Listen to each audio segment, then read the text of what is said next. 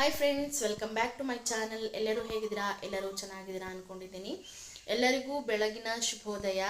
ಇವತ್ತು ನನ್ನ ಮಗನಿಗೆ ರೆಡ್ ಡೇ ಮತ್ತು ಕ್ರಿಸ್ಮಸ್ ಕೂಡ ಆಚರಿಸ್ತಾ ಇದ್ದಾರೆ ಸ್ಕೂಲಲ್ಲಿ. ಸೊ ಹಾಗಾಗಿ ನನ್ನ ಮಗ ಬೇಗನೆ ಸ್ಕೂಲಿಗೆ ಹೋದ. 10 ನಿಮಿಷ ಬೇಗನೆ ಗಾಡಿ ಬಂತು. ಸೊ ಹಾಗಾಗಿ ಅವನಿಗೆ ಕಳಿಸ್ಬಿಟ್ಟು ಬಂದು ನಾನು ಬ್ಲಾಗ್ನ ಮಾಡ್ತಾ ಇದ್ದೀನಿ. ಬೆಳಗ್ಗೆ ತಿಂಡಿಗೆ ಉಪ್ಪಿಟ್ಟು ಮಾಡಿದ್ದೆ. ಹಾಗೆಯೇ ಬೆಳಗ್ಗಿನ ಕೆಲಸ ಎಲ್ಲ ಆಗಬೇಕು. ನಾನೇನು ತಿಂಡಿ ತಿಂದಿಲ್ಲ. ಸ್ವಲ್ಪ ಮನೆ ಕೆಲಸಗಳಿದ್ದಾವೆ, ಮನೆ ಕೆಲಸಗಳನ್ನೆಲ್ಲ ಮುಗಿಸ್ಕೋಬೇಕು. ಜೊತೆಗೆ ಇವತ್ತು ಬೆಳಗ್ಗೆ ಸೊಪ್ಪು ಬಂದಿತ್ತು. 20 ರೂಪಾಯಿಗೆ ಒಂದು 5 ಕಟ್ಟನ್ನು ಕೊಟ್ಟಿದ್ದಾರೆ ಸೊಪ್ಪನ್ನು. ಸೊಪ್ಪು ಮಾತ್ರ ತುಂಬಾ ಚೆನ್ನಾಗಿದೆ, ಒಳ್ಳೆ ಫ್ರೆಶ್ ಆಗಿದೆ ಸೊಪ್ಪು. ಮಧ್ಯಾಹ್ನಕ್ಕೆ ಇದ್ರದ್ದು ಪಲ್ಯ ಮಾಡಿ ಒಂದೆರಡು ಚಪಾತಿ ಮಾಡೋಣ ಅಂತ ಅಂದ್ಕೊಂಡಿದ್ದೀನಿ. ಸಾಂಬಾರು ಕೂಡ ಇದೆ, ಆಲೂಗಡ್ಡೆ ಸಾಂಬಾರು. ನಾನು ನನ್ನ ಮಗ ಇಬ್ಬರೇ ಅಲ್ವಾ, ಸೊ ಅದೇ ಸಾಕು ಅಂತ ಅಂದ್ಕೊಂಡಿದ್ದೀನಿ. ಜೊತೆಗೆ ಇದರ ಸೊಪ್ಪಿನ ಪಲ್ಯ ಮಾಡಿ ಒಂದೆರಡು ಚಪಾತಿ ಮಾಡೋಣ ಅಂತ ಅಂದ್ಕೊಂಡಿದ್ದೀನಿ. ಹಾಗೆಯೇ ಇವತ್ತಿನ ದಿನ ಹೇಗೆಲ್ಲ ಹೋಗುತ್ತೆ ಅನ್ನೋದನ್ನು ನಾನು ನಿಮ್ಮ ಜೊತೆ ಶೇರ್ ಮಾಡ್ಕೊಳ್ತೀನಿ.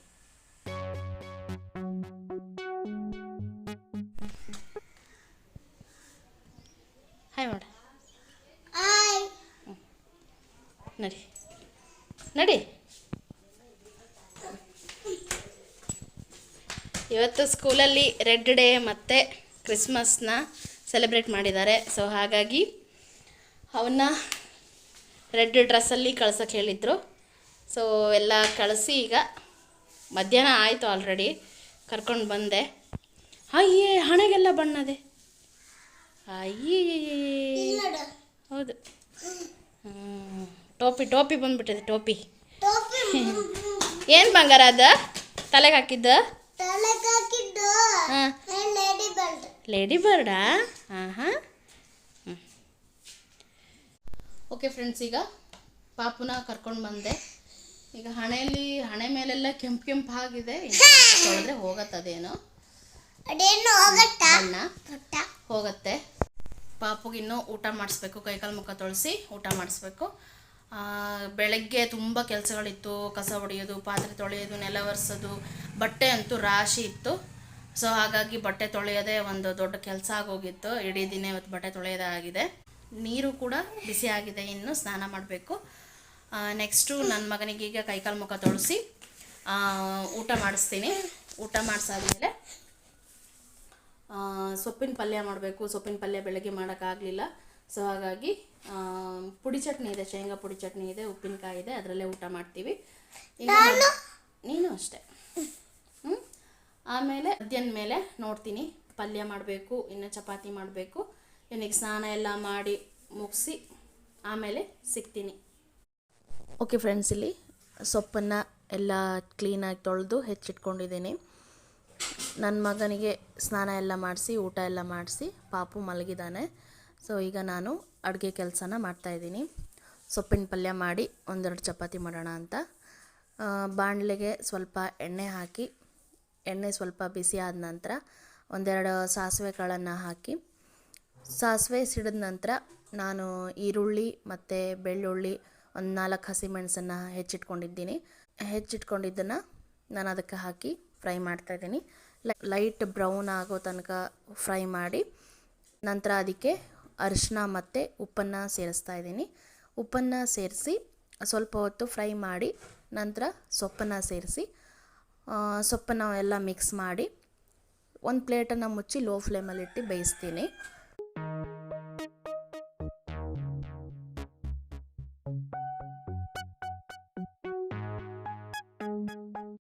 ಪ್ಲೇಟನ್ನು ಮುಚ್ಚಿ ಒಂದು 10-15 ನಿಮಿಷ ಬೇಯಿಸಿದ ನಂತರ ಪ್ಲೇಟ್ನ ಓಪನ್ ಮಾಡಿ ಮತ್ತೆ ಕೈ ಆಡಿಸ್ಕೋಬೇಕು. ಈ ಟೈಮಲ್ಲಿ ಉಪ್ಪು ಸರಿಗಿದೆಯೋ ಇಲ್ಲ ಅಂತ ನೋಡಿಕೊಂಡು ಮತ್ತೆ ಉಪ್ಪು ಬೇಕಿದ್ದರೆ ಹಾಕ್ಕೋಬೋದು. ನನಗೆ ಇಲ್ಲಿ ಉಪ್ಪಿನ ಅವಶ್ಯಕತೆ ಇಲ್ಲ, ಸೊ ಹಾಗಾಗಿ ನಾನು ಉಪ್ಪು ಹಾಕ್ಕೊಂಡಿಲ್ಲ. ಮತ್ತು ಇದನ್ನು ಪ್ಲೇಟನ್ನು ಮುಚ್ಚೋದು ಬೇಡ, ಹಾಗೆಯೇ ಸ್ವಲ್ಪ ಲೋ ಫ್ಲೇಮಲ್ಲಿಟ್ಟು ಬೇಯಿಸಿದರೆ ಆಯಿತು. ಸೊಪ್ಪು ಸ್ವಲ್ಪ ನೀರು ಬಿಟ್ಟಿರತ್ತೆ, ಅದು ಬತ್ತೋ ತನಕ ಬೇಯಿಸ್ಕೋಬೇಕು. ಬೇಯಿಸ್ಕೊಂಡಾದ ನಂತರ ನಾನಿಲ್ಲಿ ಸ್ವಲ್ಪ ಕಾಯಿ ತುರಿನ ಹಾಕ್ತಾಯಿದ್ದೀನಿ. ಕಾಯಿ ತುರಿ ಬೇಕಿದ್ರೆ ಸೇರಿಸ್ಕೋಬೋದು, ಇಲ್ಲಾಂದ್ರಿಲ್ಲ. ನಾನು ಸೇರಿಸ್ಕೊಳ್ತಾ ಇದ್ದೀನಿ.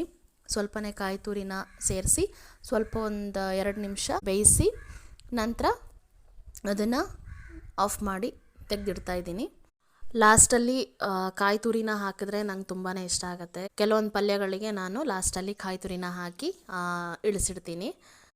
ಹಾಗೆಯೇ ಚಪಾತಿಗೆ ಹಿಟ್ಟನ್ನು ಆಲ್ರೆಡಿ ಮುಂಚೆನೇ ಕಲಸಿಟ್ಕೊಂಡಿದ್ದೆ. ಸೊ ಈಗ ಪಲ್ಯ ಆದ ತಕ್ಷಣವೇ ಚಪಾತಿನ ಮಾಡ್ತಾಯಿದ್ದೀನಿ. ಚಪಾತಿಗೆ ನಾನು ಯಾವುದೇ ಥರದ ಎಣ್ಣೆನ ಹಾಕಿ ಚಪಾತಿನ ಮಾಡಲ್ಲ. ಹಾಗೆಯೇ ಹಿಟ್ಟನ್ನು ಹಚ್ಚಿ ಚಪಾತಿ ಮಾಡ್ತಾರಲ್ಲ, ಸೊ ಅದೇ ಥರನೇ ನಾನು ಮಾಡ್ತಾಯಿರೋದು. ನಾನು ಡೈಲಿ ಹೀಗೆ ಮಾಡೋದು. ನಾನು ಎಣ್ಣೆ ಹಚ್ಚಿ ಚಪಾತಿನ ಮಾಡಲ್ಲ, ಯಾಕಂದರೆ ಅದು ನನಗೆ ಇಷ್ಟ ಆಗಲ್ಲ. ಸೊ ಹಾಗಾಗಿ ನಾನು ಈ ರೀತಿಯಾಗಿ ಚಪಾತಿನ ಲಟ್ಸ್ಕೊಂಡು ಎಲ್ಲದನ್ನೂ ಒಂದೇ ಸತಿ ಲಟ್ಟಿಸ್ಕೊಂಡು ಆಮೇಲೆ ಬೇಯಿಸ್ತೀನಿ. ಹಾಗೆಯೇ ಚಪಾತಿ ಕೂಡ ರೆಡಿ ಆಯಿತು, ಅನ್ನ ಕೂಡ ಆಗ್ತಾಯಿದೆ. ಹಾಗೆಯೇ ನಿನ್ನೆ ನಾವು ಶಾಪಿಂಗ್ ಹೋಗಿದ್ವಿ ಸ್ವಲ್ಪ, ಸೊ ಅದರ ಕ್ಲಿಪ್ಪನ್ನು ನಾನು ಇಲ್ಲಿ ಆ್ಯಡ್ ಮಾಡಿದ್ದೀನಿ. ನಮ್ಮೂರಲ್ಲಿರೋ ಅಂಗಡಿಗೆ ಹೋಗಿದ್ದು, ಬೇರೆ ಯಾವ ಕಡೆನೂ ನಾವು ಶಾಪಿಂಗ್ ಅಂತ ಹೋಗಲಿಲ್ಲ. ಜಾಸ್ತಿ ಏನು ಶಾಪಿಂಗ್ ಮಾಡಲಿಲ್ಲ. ನಾವು ರೆಗ್ಯುಲರ್ ಆಗಿ ಹೋಗುವಂಥ ಅಂಗಡಿ ಇದು. ಇಲ್ಲಿ ತುಂಬಾ ಬಟ್ಟೆಗಳಿತ್ತು. ಪಾಪುಗಾದರೂ ಅಷ್ಟೇ, ಜೆಂಟ್ಸಿಗಾದರೂ ಅಷ್ಟೇ, ಹೆಣ್ಮಕ್ಳಿಗಾದರೂ ಅಷ್ಟೇ ತುಂಬಾ ಬಟ್ಟೆಗಳಿತ್ತು. ತುಂಬಾ ಚೆನ್ನಾಗಿತ್ತು ಬಟ್ಟೆಗಳು ಕೂಡ. ನಿನ್ನೆ ಬಟ್ಟೆ ತರಕ್ಕೆ ಹೋಗಿದ್ವಿ ಅಂತ ಹೇಳಿದ್ನಲ್ಲ, ಅದನ್ನು ಈಗ ತೋರಿಸ್ತಿದ್ದೀನಿ. ಏನೇನು ತಂದ್ವಿ ಅಂತ ತೋರಿಸ್ತಾ ಇದ್ದೀನಿ. ನಾನು ಒಂದು ಟಾಪ್ನ ತಗೊಂಡೆ, ಒಂದು 499 ರೂಪಾಯಿ ಅನಿಸುತ್ತೆ. ಡಿಸ್ಕೌಂಟ್ ಆಯಿತು, ಆದರೆ ನನ್ನ ಬಟ್ಟೆಗೆ ಸಪ್ರೇಟ್ ಎಷ್ಟು ಇತ್ತು ಅಂತ ಗೊತ್ತಾಗಿಲ್ಲ. ನನ್ನ ಬಟ್ಟೆಗೂ ಮತ್ತು ನನ್ನ ಮಗನ ಬಟ್ಟೆಗೂ ಸೇರಿ 1100 ರೂಪಾಯಿನೋ ಕೊಟ್ವಿ, ಟೋಟಲ್ ಎಲ್ಲ ಬಟ್ಟೆಗೂ ಸೇರಿ.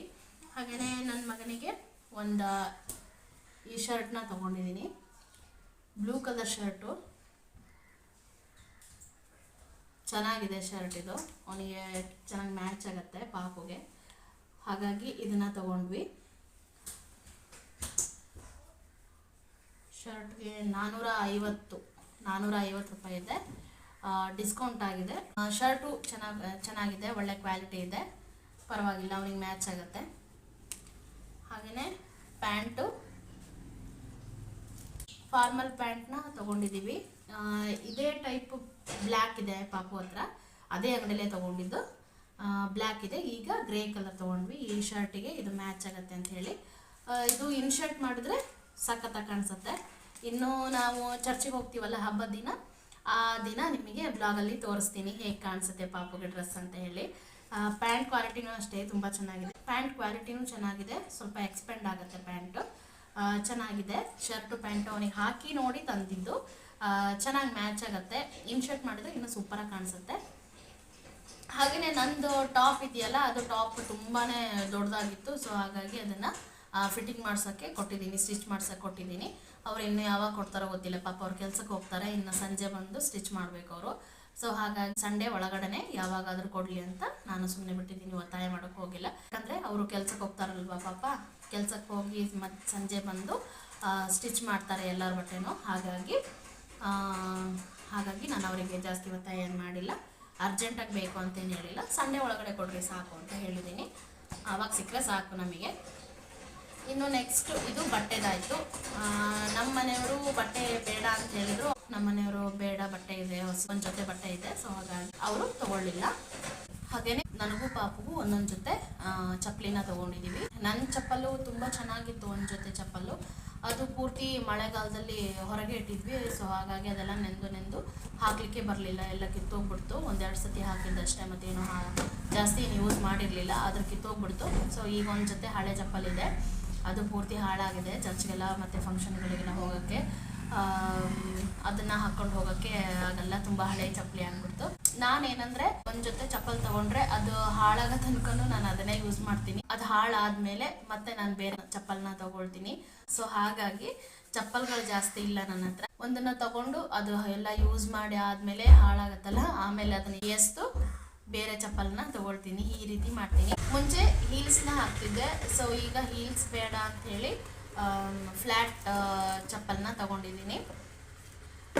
ನಾನು ಈ ಸರ್ತಿ ಬೆಲ್ಟಿನ ತೊಗೊಂಡೆ, ಬೆಲ್ಟ್ದು ಫ್ಲ್ಯಾಟ್ ಚಪ್ಪಲ್ ತೊಗೊಂಡೆ, ಫುಲ್ ಫ್ಲ್ಯಾಟ್. ಹೀಲ್ಸ್ ಯಾಕೋ ಬೇಡ ಅನ್ನಿಸ್ತು ಈ ಸರ್ತಿ. ಸೊ ಹಾಗಾಗಿ ಫುಲ್ ಫ್ಲ್ಯಾಟ್ ಚಪ್ಪಲ್ನ ತೊಗೊಂಡಿದ್ದೀನಿ.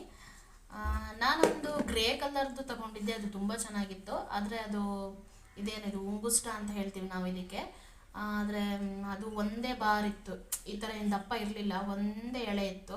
ಸೊ ಅದು ಯಾಕೋ ಮತ್ತು ಯೂಸ್ ಬರಲ್ಲ, ಒಂದು ವೇಳೆ ಹಾಕ್ಕೊಂಡು ಓಡಾಡುವಾಗ ಒಂದು ವೇಳೆ ಕಿತ್ತೋಗ್ಬಿಟ್ರೆ ಮತ್ತು ಅದನ್ನು ಹೊಲಿಯೋಕ್ಕೂ ಸರಿ ಆಗಲ್ಲ ಅಂಥೇಳಿ ಹೊಲಿಸಿದ್ರೂ ಚೆನ್ನಾಗಿ ಕಾಣಿಸ್ತಿರ್ಲಿಲ್ಲ ಅದು. ಸೊ ಹಾಗಾಗಿ ನಮ್ಮ ಯಜಮಾನ್ರು ಅದು ಬೇಡ, ಇದನ್ನು ತಗೋ ಅಂತ ಹೇಳಿದರು. ಸೊ ಹಾಗಾಗಿ ಈ ಚಪ್ಪಲನ್ನ ತೊಗೊಂಡಿದ್ದೀನಿ.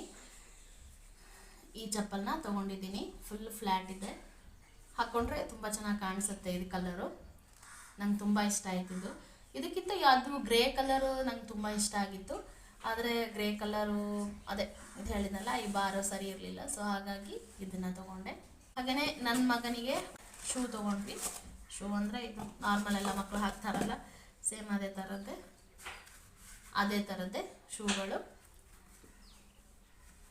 ಅವನಿಗೆ ಒಂದು 3-4 ಜೊತೆ ಶೂ ಇದೆ, ಆಮೇಲೆ ಒಂದು ಜೊತೆ ಚಪ್ಪಲ್ ಇದೆ, ಮತ್ತು 1-2 ಜೊತೆ ಚಪ್ಪಲ್ಲು, 3-4 ಜೊತೆ ಶೂ ಇದ್ದಾವೆ. ಸೊ ಮತ್ತು ಅವೆಲ್ಲ ಈಗ ಸಣ್ಣಕ್ಕಾಗ್ತಾ ಇದ್ದಾವೆ ಪಾಪ. ಮತ್ತು ಇದೊಂದು ಜೊತೆ ಇರಲಿ ಅಂತ ಹೇಳಿ, ಡ್ರೆಸ್ಸಿಗೆ ಮ್ಯಾಚ್ ಆಗುತ್ತೆ ಅಂತ ಹೇಳಿ ಇದೊಂದು ಜೊತೆ ಶೂನ ತೊಗೊಂಡ್ವಿ. ಇದು ಚೆನ್ನಾಗಿದೆ, ಡ್ರೆಸ್ಸಿಗೆ ಮ್ಯಾಚ್ ಆಗುತ್ತೆ ಅಂತ ಹೇಳಿ ತೊಗೊಂಡ್ವಿ. ಮತ್ತು ನನ್ನ ಚಪ್ಪಲ್ಗೂ ಪಾಪು ಚಪ್ಪಲ್ಗೂ ಸೇರಿ ಒಟ್ಟು 600 ರೂಪಾಯಿ ಕೊಟ್ವಿ. ಪರವಾಗಿಲ್ಲ, ಚೆನ್ನಾಗಿದೆ ಚಪ್ಪಲ್ಗಳು. ಇನ್ನು ಇದನ್ನೆಲ್ಲ ಚರ್ಚ್ಗೆ ಹಬ್ಬಕ್ಕೆ ಹೋಗ್ತೀವಲ್ಲ ಆವಾಗ ಹಾಕೊಂಡು ಹೋಗೋಣ ಅಂತ ಇದ್ದೀವಿ. ಇದಿಷ್ಟು ನಾವು ಶಾಪಿಂಗ್ ಮಾಡಿದ್ದು. ನಾವೇನು ಜಾಸ್ತಿ ಏನು ಶಾಪಿಂಗ್ ಮಾಡಿಲ್ಲ. ಹಬ್ಬ ಈ ಸರ್ತಿ ಸಿಂಪಲ್ಲಾಗಿ ಮಾಡೋಣ ಅಂತ ಅಂದ್ಕೊಂಡಿದ್ದೀವಿ, ತುಂಬ ಏನು ಗ್ರ್ಯಾಂಡಾಗಿ ಏನಿಲ್ಲ. ಓಕೆ ಫ್ರೆಂಡ್ಸ್, ಇದಾಗಿತ್ತು ಇವತ್ತಿನ ಬ್ಲಾಗ್. ನಿಮಗೆ ಇಷ್ಟ ಆಗಿತ್ತು ಅಂತಂದರೆ ದಯವಿಟ್ಟು ನನ್ನ ಚಾನಲ್ನ ಸಬ್ಸ್ಕ್ರೈಬ್ ಮಾಡಿ, ಪಕ್ಕದಲ್ಲಿರೋ ಬೆಲ್ ಬಟನ್ನ ಪ್ರೆಸ್ ಮಾಡೋದನ್ನು ಮರಿಬೇಡಿ. ಜೊತೆಗೆ ಲೈಕ್ ಮತ್ತು ಕಮೆಂಟನ್ನು ಮಾಡೋದನ್ನು ಮರಿಬೇಡಿ. Thank you for watching. Next ವಿಡಿಯೋದಲ್ಲಿ ಸಿಗೋಣ. ಅಲ್ಲಿ ತನಕ ಟೇಕ್ ಕೇರ್, ಬಾಯ್.